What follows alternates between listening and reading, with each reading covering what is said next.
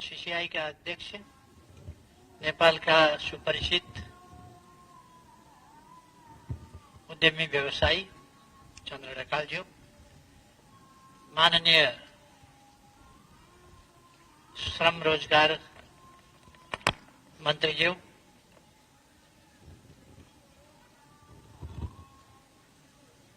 इस मध्य प्रदेश का मुख्यमंत्रीज्यू,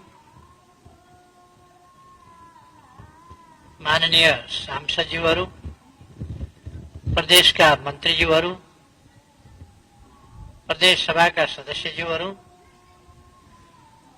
जनप्रतिनिधि साथीहरू, सम्पूर्ण राष्ट्रसेवक मित्रहरू,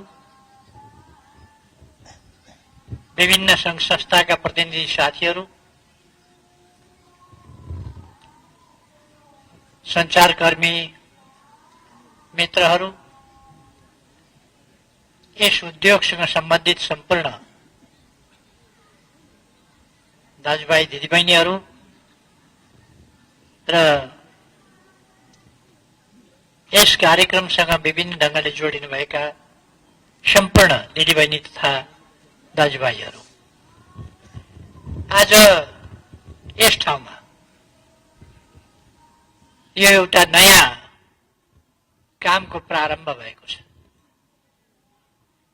Nepal paper and pulps and paper इन्डस्ट्रिजको उद्घाटन भएको छ। सबभन्दा पहिले त म यस इन्डस्ट्रीको, यस उद्योगको अत्यन्तै भव्य सफलताका लागि, दीर्घकालीन सफलताका लागि हार्दिक शुभकामना व्यक्त गर्न चाहन्छु। धेरै धेरै शुभकामना छ, यो उद्योग सफल रहोस्। यहाँका आदरणीय दाजुभाइ दिदीबहिनीहरूलाई म धन्यवाद बधाई भन्न चाहन्छु, किनभने यस ठाउँमा उद्योग आएको छ र अब यहाँ सिप नजानेकादेखि जानेकासम्म, विभिन्न सर्टिफिकेट भएकादेखि सर्टिफिकेट केही पनि नभएकासम्म, चुलो चौको बाहेक, खेतबारी बाहेक, बच्चा बच्ची हुर्काउने काम बाहेक नजानेकाहरूलाई समेत यस उद्योगमा काम गर्ने अवसर मिल्दै जानेछ। अघि नै हामीले सुन्यौं, प्रत्यक्षमा 300 भन्दा बढी जसो होला, परोक्षमा हजारौंले यहाँ काम पाउनेछ। यसको अर्थ सबै आवश्यकता यहाँका यसै उद्योगबाट पूरा भइहाल्छन् भन्ने होइन, तर यसले यस ठाउँका खास गरी महिला दिदीबहिनीहरूलाई थोरै भए पनि केही आम्दानीको स्रोत, म पनि उद्योगमा काम गर्छु, म पनि घर बाहिर काम गर्छु, मसँग पनि स्यालेरी छ, आम्दानी छ र म पनि आत्मनिर्भर हुन सक्ने रहेछु भन्ने मनोबल, आत्मबल त्यो प्रदान गर्छ र त्यसलाई माथि उठाउँछ, अवस्थामा परिवर्तन ल्याउँछ। म सबैलाई बधाई भन्न चाहन्छु। यो उद्योग सबैको लागि हो, स्थानीय जनताका लागि हो, उद्यमी व्यवसायका लागि हो, यहाँ काम गर्ने इन्जिनियरहरूका लागि हो, व्यवस्थापनमा काम गर्नेहरूका लागि हो, सबैका लागि हो र यो राष्ट्रकै लागि हो। कमसेकम 19 अर्ब जसो प्रत्येक वर्ष हामी कागज निर्यातमा, कागज आयातमा खर्च गर्छौं। 19 अर्ब रकम कागज किन्दा खर्च गर्छौं भने कमसेकम 7-8 अर्ब रुपियाँ अब यो इन्डस्ट्री चलिसकेपछि हाम्रो बचत हुन्छ र हामीले आफ्नै कागज देशभित्रै प्रयोग गर्न पाउँछौं। हाम्रो पैसा देश बाहिर जाँदैन। 7-8 अरबको त आन्तरिक सर्कुलेसन हुने पनि पैसा, यो फाइदा देशलाई छ। व्यापार असन्तुलन छ हाम्रो, हामी व्यापारमा बिक्री गर्दैनौं, किन्छौं मात्रै। त्यस असन्तुलनलाई यसले अलिकति भए पनि सन्तुलनतिर फर्काउन केही अरब 7-8 अरब रुपियाँ भए पनि सन्तुलनतर्फ फर्काउन मद्दत पुर्याउँछ। रोजगारीका अवसर सिर्जना गर्ने भन्छौँ हामी। उद्यमशीलता बिना कृषि आधारित होस् कि उत्पादन आधारित होस् कि अथवा सेवा आधारित होस् कि जुनसुकै हिसाबले भए पनि उत्पादनशीलता बिना रोजगारीका अवसरहरू यत्तिकै सिर्जना हुँदैनन्, आकाशबाट रोजगारी झर्दैन। हामीले यति बेला कम से कम सरकारले दैनिक 1000 रोजगारीका अवसरहरू सिर्जना गर्नुपर्नेछ। यहाँ धेरै मुस्किलले बल्ल बल्ल 200-250 रोजगारीका अवसरहरू सिर्जना हुँदैछ। हामीलाई कम्तीमा 1000 जनालाई रोजगारी सिर्जना गर्नुपर्छ। त्यसअनुसार उद्यमशीलताको विकास गर्नुपर्छ।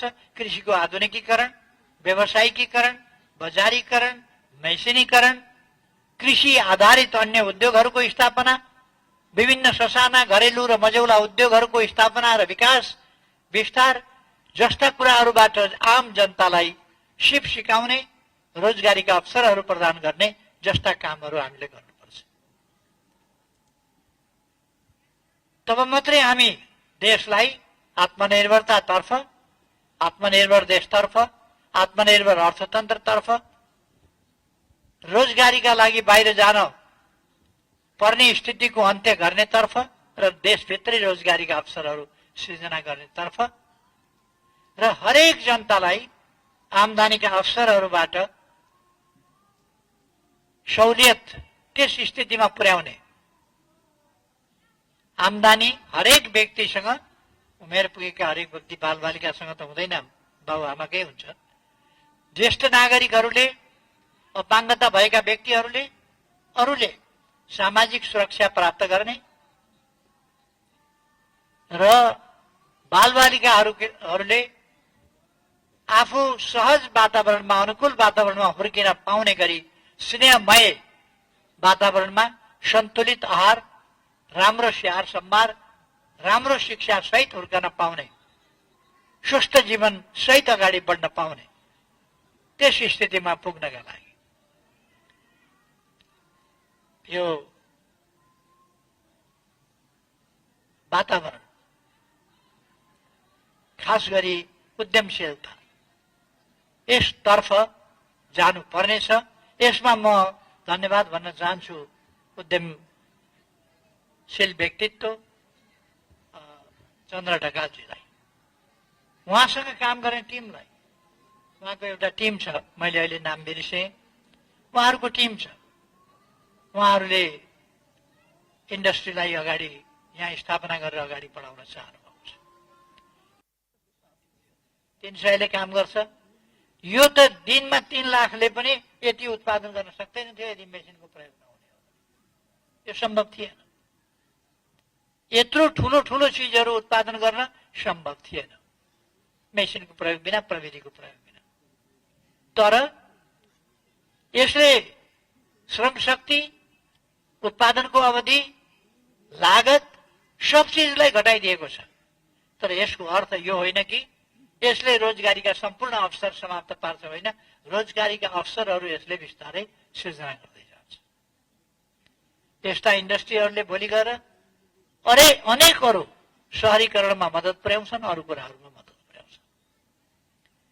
अहिले नेपालको औद्योगिक क्षेत्रले लगभग 13% राष्ट्रिय आयमा योगदान गरेको होला।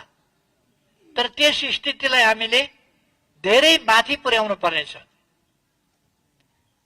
कमसेकम औद्योगिक क्षेत्र, व्यावसायिक क्षेत्र, व्यापारिक क्षेत्र, पर्यटन क्षेत्र, यातायात क्षेत्र, सेवाका अन्य क्षेत्र, कृषि क्षेत्र, मुख्य रूपमा हाम्रा यिनै क्षेत्रहरूबाट हामीले आम्दानी गर्न पर्दछ, जीविका चलाउनु पर्दछ, उत्पादन गर्नु पर्दछ, देश चलाउनु पर्दछ, आत्मनिर्भर बनाउनु पर्दछ, निर्यातमूलक उद्योगहरू गरेर निर्यात गर्नु पर्दछ। यी सबै काम यिनै केही ठाउँहरूबाट हामीले सिर्जना गर्न सक्छौँ। त्यसमध्ये उद्योग जस्तो जो आधुनिकीकरणका साथ सानो लगानी या सानो जनशक्तिको प्रयोग, छोटो समय, यसमा ठूलो मात्राको परिष्कृत उत्पादन, गुणस्तरीय उत्पादन मसिनको प्रयोगले गर्न सक्छ। त्यसकारण हामी आज एआई को जमानामा पुगेको त्यसै कारण मेसिनले यी चिजहरू गर्न सक्छ। यस्ता पक्षहरूलाई बढावा दिएर म्यानुफ्याक्चरका क्षेत्रमा, प्रोडक्सनका क्षेत्रमा, रिसाइक्लिङबाट तयार गरिने अर्को इन्डस्ट्री, यो त तपाईहरुले अर्को एउटा ठूलो काम गर्नुभएको छ। यो इन्डस्ट्री वेस्ट म्यानेजमेन्टको पनि एउटा ठूलो पार्टको रूपमा यसले काम गरेको छ। खेर गएका कागजहरू यत्रै फालिने उत्रै फालिने, त्यतिकै फालिने, कुहेर जाने, सडेर जाने, त्यस ठाउँमा यत्रा उद्योगहरू बनाएर यत्रो ठूलो काम तपाईहरुले गरिरहनु भएको छ। र त्यस कुरामा खेर गएका कागजहरूको कलेक्सनदेखि लिएर त्यसको सेग्रिगेसन, त्यसलाई छुट्याउने कुरादेखि लिएर अरू अनेक कुराहरूमा तपाईहरुले ठूलो योगदान पुर्याउनु भएको छ। म फेरि पनि तपाईहरुलाई बधाई भन्न चाहन्छु। नेपालमा करिब करिब 48 वटा जति उद्योग पेपर मिल्सहरू होला अहिले। तर पहिले हामीले एउटा ठूलो गल्ती के गर्यौं भने भ्रिकुटी कागज कारखाना जसरी बचाउनु पर्थ्यो र जसरी अगाडि बढाउनु पर्थ्यो त्यो कुरा गरेनौं हामीले, त्यसलाई मासिदियौं। त्यो अत्यन्तै ठूलो। अहिले ससाना पल्प्स एन्ड पेपर मिल्स अथवा पेपर मिल्सहरू, ससाना पेपर मिल्सहरू धेरै छन्। सायद अहिलेसम्मको सबभन्दा ठूलो पेपर मिल्स पल्प मिल यो नै सबभन्दा ठूलो अहिलेसम्मको।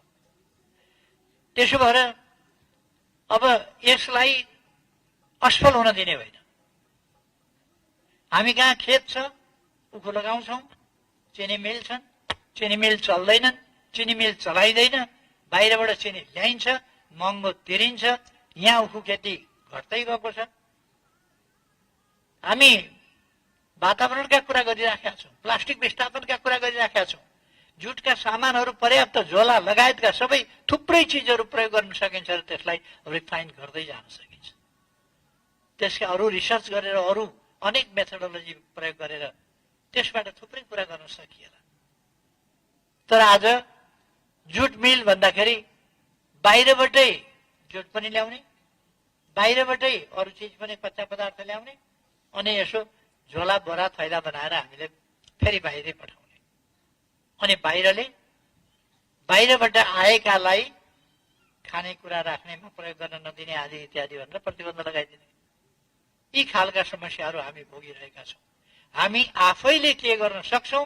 दर गरी ठूलो मात्रामा कुनै पनि चिजको ठूलो मात्रामा उत्पादन गर्ने, त्यसले बजार दिन्छ। ठूलो मात्रामा हामीले फलफूल खेती गर्यौं भने त्यहाँ हामी कोल्ड स्टोर राख्न सक्छौं।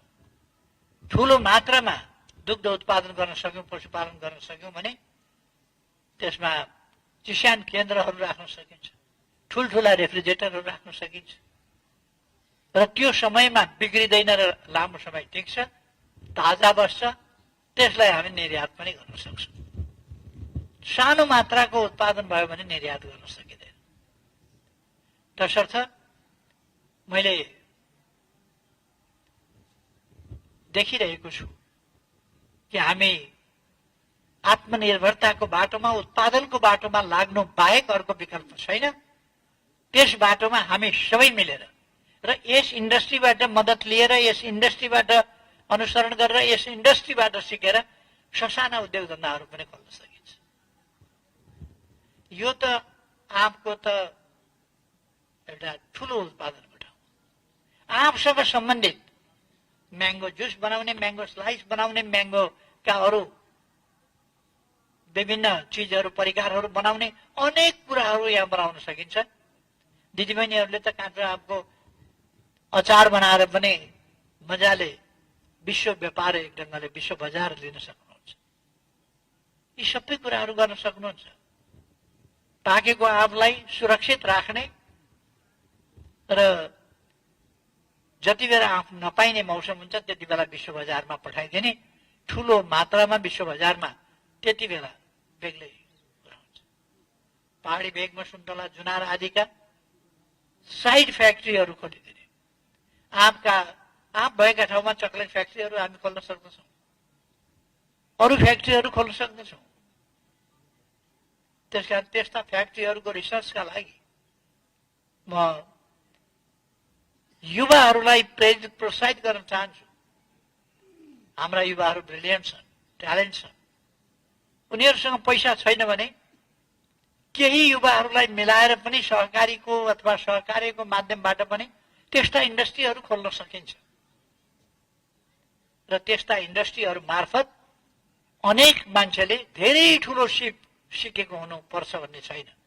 धेरै ठुलो सर्टिफिकेट तपाईँले युनिभर्सिटीबाट पाएको हुनुपर्छ भन्ने छैन। तपाईँले सामान्य तालिमबाट मजाको आम्दानी प्राप्त गर्न सक्नुहुन्छ। यस दिशामा सोच्नु जरुरी छ। म प्रदेश सरकारलाई भन्न चाहन्छु, यस प्रदेशमा पनि यस्ता नयाँ नयाँ चिजहरू गर्नुहोस्। प्रदेश सरकारलाई, प्रदेश सभाहरूलाई भन्न चाहन्छु, किचिकिची गरेर नबस्नुहोस्। नयाँपन, नयाँ तरिका, नयाँ आविष्कार, नयाँ ढङ्गले यस प्रदेशलाई विकसित प्रदेश बनाउन अगाडि बढ्नुहोस्। यस प्रदेशलाई विकसित बनाउनकै लागि मैले हुलाकी राजमार्गको चर्चा थियो, बनेको थिएन। मैले हुलाकी राजमार्ग, यस प्रदेशको विकास, दक्षिणी भेग विकास हुनै सकेन। त्यसकारण बाटाहरू ठूला, ढल्केपरदेखि जनकपुरसम्म र सिमानासम्म 6 लेनको बाटो बनाइदिने।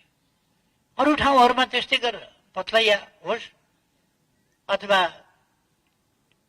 चन्द्रपुर गौर होस् अथवा मिर्चैया मुस्मा होस्, सिरा, विभिन्न ठाउँहरूमा अथवा रूपनी र राजविराज होस्, चौडा सडकहरू बनाउने, सडकहरू विस्तार गरिदिने। दक्षिणमा हुलाकी सडक र त्यसमा आधारित ठूला आधुनिक स्मार्ट सिटी भनेर आधुनिक सहरहरू जहाँ शिक्षाको, स्वास्थ्यको, उद्योगको, व्यवसायको, अस्पतालको, विद्यालयको, महाविद्यालयको, विश्वविद्यालयको व्यवस्थापन गर्न सकियोस्। उद्योगबाट रोजगारीका अवसरहरू सिर्जना गर्न सकियोस्। कृषिको आधुनिकीकरणबाट थुप्रै रोजगारी, आम्दानी र बेग्लै परिवर्तन ल्याउन सकियोस्। त्यसका लागि, कृषिको परिवर्तनका लागि सुनकोशी मरिन डाइभर्सन 1,85,000 बिघा सिंचाई हुने गरी मैले सुरु गरेँ। त्यो विलम्ब गरेको गरे, अहिले म आएपछि त्यसलाई अलिकति छिटो गर्न खोजेको छु। एउटा बनाउँछ अनि अर्को बनाउँछ अनि अर्को बनाउँछ, टनेल तयार भयो। मैले उद्घाटनकै बेला भनेको थिएँ, टनेल तयार भइसक्दा कोशीमा बाँध तयार हुनुपर्दछ। कोशीमा बाँध तयार भएर टनेल तयार भइसक्दा पावर हाउस तयार हुनुपर्दछ। 31 मेगावाट हामी विद्युत निकाल्दैछौँ त्यहाँबाट। त्यो तयार हुनुपर्छ। विद्युत निकाल्दा त्यो विद्युत बोक्ने ट्रान्समिसन लाइन तयार भएको हुनुपर्छ। मरिन रिभरको तटबन्ध यसै बीचमा सक्न पर्दछ। बागमती बाँधलाई अद्यावधि गर्नुपर्छ भने गर्नुपर्छ। र त्यसै गरेर अरू नहरको विस्तार, नहरको विकास, नहर प्रणालीको विकास। हिजो थोरै केही ठाउँको सिंचाइको कुरा थियो होला, आज 1,45,000 बिघाका लागि त्यस्तै खालको नहर र त्यस्तै व्यापक नहर सिस्टमको विकास भएको हुनुपर्छ। त्यसकारण त्यो नहर सिस्टमको विकास पनि एकैचोटि होस् र 2-3 वर्षमा यो सबै काम गर्न सकिन्थ्यो। तर नहर विकास छोएकै छैन, नहर प्रणाली विकास छोएकै छैन, ट्रान्समिसन लाइन छोएकै छैन, पावर हाउसको पत्तो पत्तै छैन, रिभर ट्रेनिङ राम्ररी भएकै छैन। अथवा एउटा गरेर गर्ने हो भने कहिले सक्छौँ त? एउटा प्रोजेक्ट, एउटा खण्ड 3 वर्ष, अर्को खण्ड अर्को 3 वर्ष, अर्को खण्ड अर्को 3 वर्ष भनेपछि यो हाम्रो पालामा हुने कुरा भएन। यो त छोरा नातिका पालामा हुने हो। हामीले अहिले गर्ने काम भनेको छोरा नातिका पालामा सिद्ध्याउन खोजेको होइन। हामीले सिद्ध्याएर हामीले विकास देखाउने हो, हामीले विकास गर्ने हो। अब हाम्रा सन्तति पनि, हाम्रा नाति नातिनीहरू, हाम्रा छोराछोरी नाति नातिनीहरू, उनीहरूले पनि हाम्रै जस्ता अभावका, अप्ठ्यारा अविकासका पीडाहरू भोग्न नपरोस्। मधेस हरेक घर यस्ता बन्न पर्दछ कमसेकम जहाँ एसी जडान गर्न सकियोस्। हरेक घरमा बस्ने मान्छेहरूको त्यो हैसियत बनाउनु पर्छ जो एसीमा बस्न सकोस्, एसीको व्यवस्था गरेर बस्न सकोस्। थोरै मान्छेका लागि मात्रै एसी आविष्कार भएको होइन। गर्मीमा शीतल बनाउन, जाडोमा न्यानो बनाउनका लागि एयर कन्डिसनरको आविष्कार भएको। त्यो थोरैले पाउनुपर्छ भन्ने छैन, सबैले पाउनुपर्छ। तर यो काम यदि हामीले विकासलाई छिटो र द्रुत गतिले अगाडि बढाएनौँ भने त्यो हुन सक्दैन। त्यसकारण म तराई मधेसका जनतालाई आग्रह गर्न चाहन्छु, कुनै भुल भुलैयामा, कुनै नाटक तमासामा काम नगर्नेहरूलाई गाली गरेर हिँड्नेहरूका बहकाव र त्यस्ता भ्रमका तुवालोमा फस्दै नफस्नु होला। हामी देश परिवर्तन गर्ने हो, देशलाई बनाउने हो, देशलाई विकसित गर्ने हो। हामीलाई दन्त बजान गर्ने फुर्सद छैन। हामी देश बनाउने हो। त्यसर्थ हरेक चिज नयाँ ढङ्गले गरौँ। जे गर्छौं नयाँ ढङ्गले गरौँ। कम से कम आँगनको छेउमा मेवाको बिरुवा त 2टा रोप्न सकिन्छ नि। त्यति भए पनि कति उपयोगी हुन्छ। कम से कम खाली ठाउँमा खुर्सानीको बिहा त छर्दिन सकिन्छ नि। त्यतिले पनि धेरै मसला किन्न जानु पर्दैन। नुन र खुर्सानी भयो भने त चटक्क बनाइदिइहाल्छ नि। खर्च धेरै बचाउँछ। त कम से कम खुर्सानी त रोपौं। गरिब भइयो भनेर अनि एकदम गरिब भइयो भने ल पुरपुरो नसिब भगवानलाई दोष दियो। भगवानको हामीसँग के दुश्मनी छ र भगवानले हामीलाई गरिब बनाउँछ? भगवानको दुश्मनी छैन हामीसँग। हामीलाई भगवानले होइन, परिस्थिति परिपाटी आदि इत्यादि सामाजिक परिवेशदेखि लिएर प्रचलनदेखि लिएर अवस्था त्यतातिर हुँदै जाँदाखेरि गरिब हुने अवस्था बन्यो। त्यसलाई हामीले बदल्न पर्छ। सबै मिलेर बदल्न पर्छ। बदल्न सकिन्छ। अलिकति सुखा बढ्दै गएको छ मधेसमा। दुनियाँकै वातावरणका समस्या आएका छन्। सुखा बढ्दै गएको छ। तर हामी चुरे संरक्षणको विषयलाई धेरै गम्भीरताका साथ लिएका छौँ। यद्यपि यो मधेसको मात्रै समस्या होइन, विश्वको समस्या छ। नेपालको मात्रै होइन, यो विश्वको समस्या बनिराखेको छ। म भारतमा गएको थिएँ, गुडगाउँमा 2-3 वर्ष अगाडिसम्म 15 मिटर कतिमा पानी पाउँदो रहेछ, 15 फिट कि 15 मिटरमा। 2-3 वर्ष पछाडि जाँदाखेरि त 15 फिटमा पाउने पानी अहिले 25 फिट तल जाँदाखेरि पनि पाइँदैन भन्थे। अहिले धेरै तल गइसक्यो पानीको सतह। यहाँ मात्रै होइन, विभिन्न ठाउँमा यो समस्या भोग्नु परिरहेको छ। माटो जर्जर बन्दै गएको छ। केमिकल फर्टिलाइजर, पेस्टिसाइड जस्ता कुराहरूले माटोलाई बिमारी बनाएको छ। त्यसकारण मल हामी उत्पादन गर्न सक्छौँ। बिस्तारै बिस्तारै गोइठा बाल्नेबाट बिजुली बाल्ने, गोइठाबाट चाहिँ मल बनाउने र अर्ग्यानिक खेती बनाउने, लगाउने, हेल्दी स्वस्थकर खाना तयार गर्ने, खानेकुराहरू तयार गर्ने, त्यो बाटोमा हामीले नेपाललाई लानुपर्छ। हामी जानुपर्छ। हाम्रो गाउँहरूलाई लानुपर्छ। हाम्रा ठाउँहरूलाई लानुपर्छ। हाम्रो चेतना, हाम्रो आनीबानी सबै कुरालाई त्यतापट्टि लानुपर्छ। ससाना कामबाट पनि सुरु गरौँ। हरेक पाइलाबाट सुरु गरौँ। हरेक पाइला आधुनिकतातर्फ, हरेक पाइला उद्यमशीलतातर्फ, हरेक पाइला नयाँ सिर्जनातर्फ। यस दिशामा अगाडि बढौँ। यस दिशामा अगाडि बढाउनका लागि यस्ता इन्डस्ट्रीहरू यहाँ स्थापना भएका छन्। म फेरि पनि धन्यवाद भन्न चाहन्छु, बधाई भन्न चाहन्छु। अहिले बाटाघाटाको कमी खासै छैन। यद्यपि कतिपय ठाउँमा साथीहरूलाई परेको होला। अब पिच पुगेको छैन मेरो ठाउँमा। मेरो गाउँको बाटो पिच भइसकेको छैन। मूल बाटै पिच थिएन पहिले।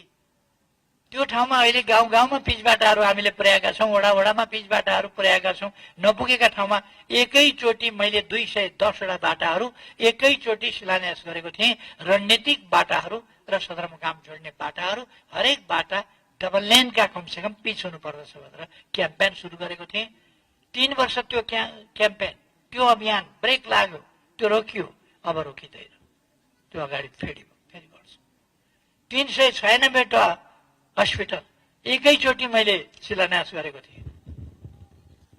कहाँ गए भनेर कतिपयले गर्छन्। पहिले मलाई कहाँ गए ती हस्पिटल भनेर सोध्नेहरूले रोकेर केही हस्पिटलहरू बन्न पाएनन्, उनीहरूले रोक्या हो। केही हस्पिटलहरू तयार भएका छन्। मैले थुप्रो हस्पिटल त मैले उद्घाटन गरिसकेँ त्यसबेला शिलान्यास गरेका। अहिले नेपाली कांग्रेस नेकपा एमाले को अगुवाईमा अरू पनि विचार मिल्ने देश बनाउँछु भन्ने पार्टीहरूलाई साथ लिएर हामी अगाडि बढिरहेका छौँ। मैले विश्वास लिएको छु सानातिना कुराहरूमा अल्झिएर होइन, देश बनाउने संकल्प, देश बनाउने हाम्रो अठोट, देश बनाउने आवश्यकता, त्यसलाई ध्यानमा राखेर हामी अगाडि बढ्नुपर्छ। नेकपा एमाले र नेपाली कांग्रेसले सरकार बनाउनका लागि सरकार बनाएको होइन, सरकारमा जाने हतारोका लागि सरकार बनाएको होइन। दुनियाँ लागेर खेदेर लखेटेर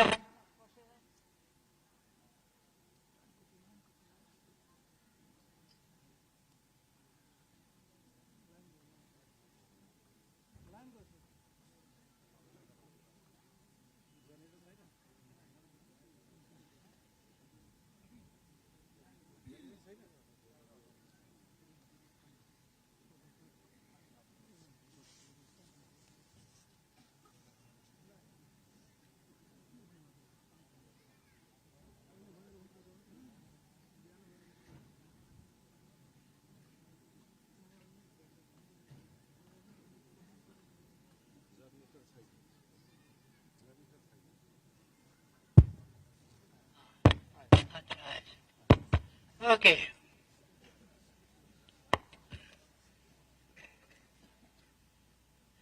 मलाई तपाईहरुसँग धेरै दिदीबहिनीहरू मैथिली भाषी हुनुहुन्छ, मैथिलीमै बोल्नु जस्तो लागेर आउँछ, तर के गर्ने बोल्न आउँदैन।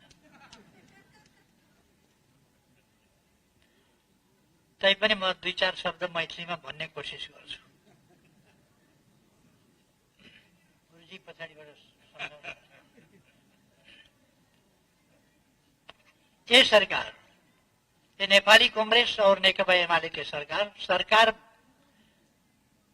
बनने के लिए नहीं बनल छी, ये बनल छी देश बनाने के लिए। अरू धेरै नभनौँ,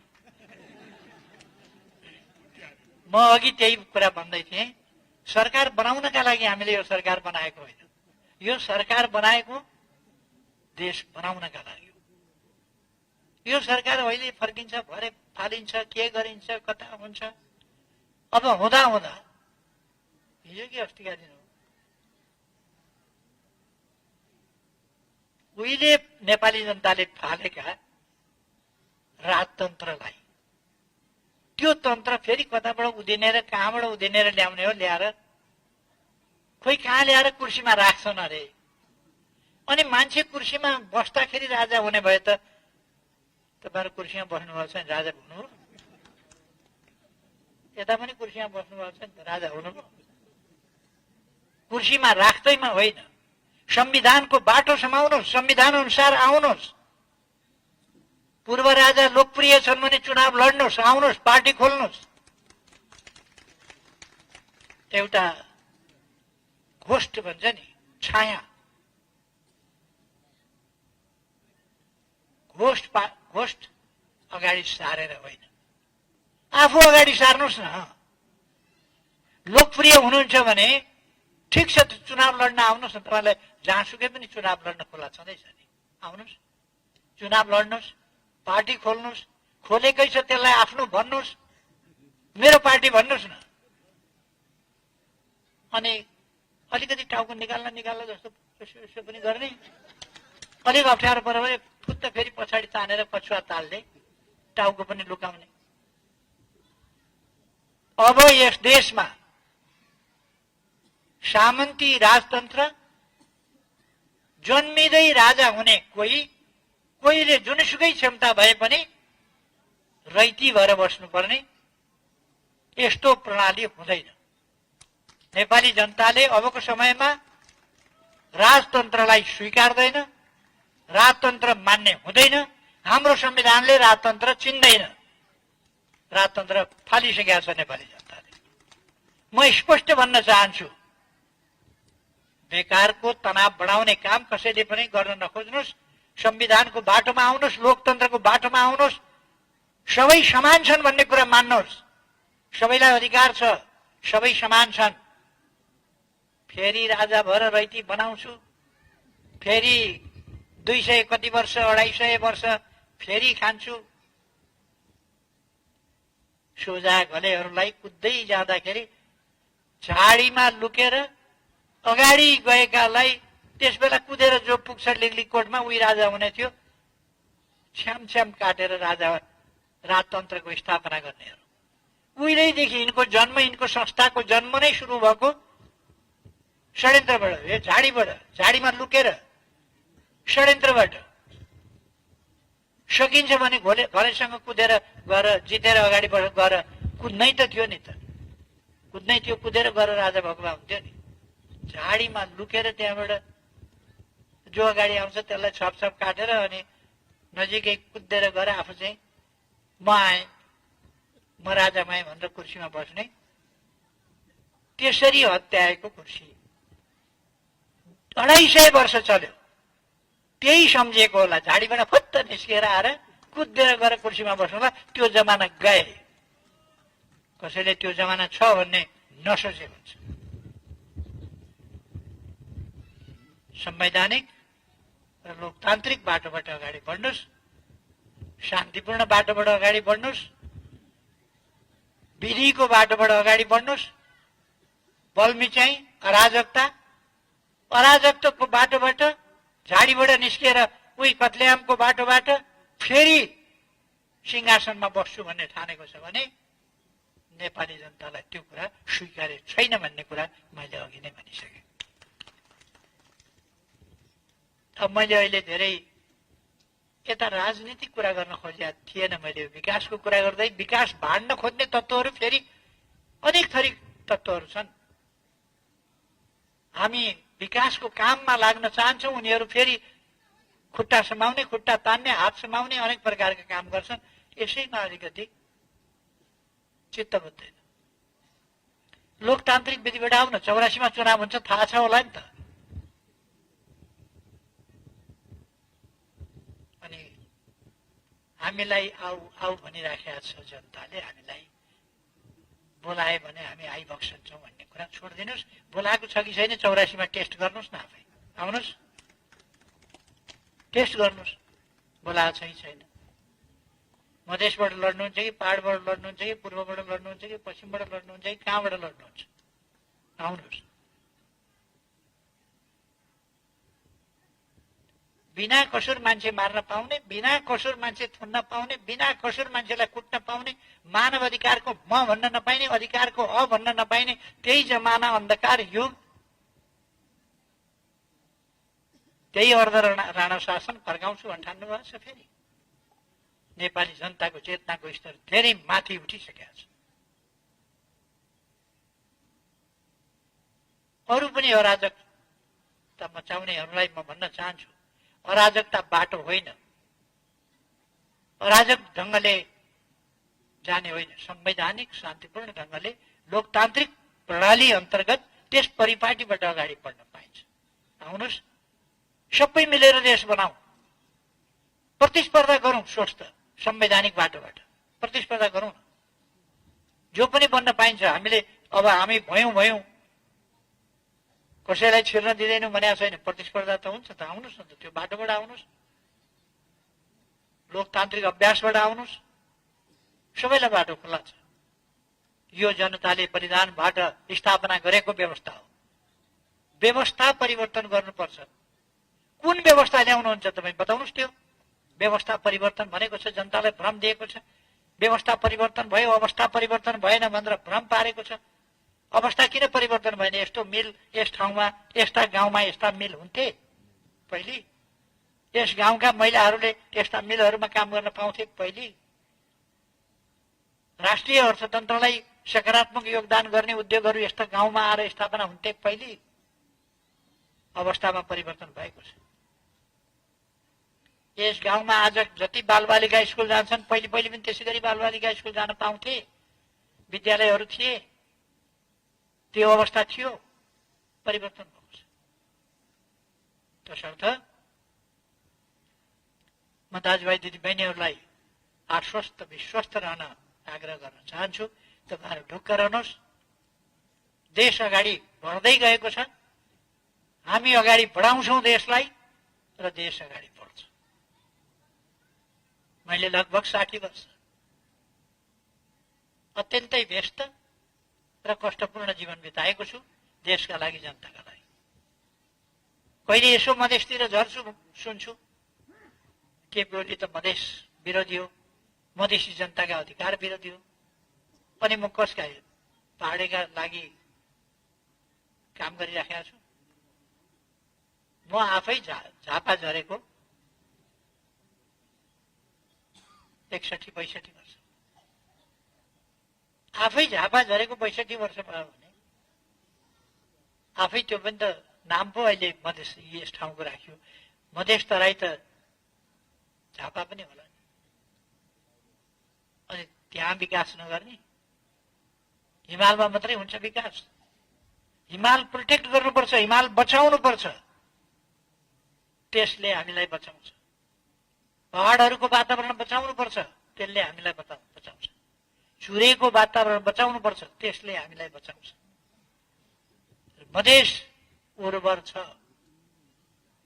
अहिले हामी डरलाग्दो गरी खाद्यान्न, खानेकुरा, अन्न, गहुँ, धान, चामल, पिठो, हरेक चीज बाहिरबाट ल्याइरहेका छौँ। हामी उत्पादन गर्न सक्छौं, ध्यान दियौं भने हाम्रो सम्पूर्ण क्षेत्रहरूलाई सदुपयोग गर्नुपर्छ। हामीले हाम्रो वन जंगलको सदुपयोग गर्नुपर्दछ, रक्षा गर्नुपर्दछ। वन जंगल हामीसँग 46.1% छ, थोरै होइन।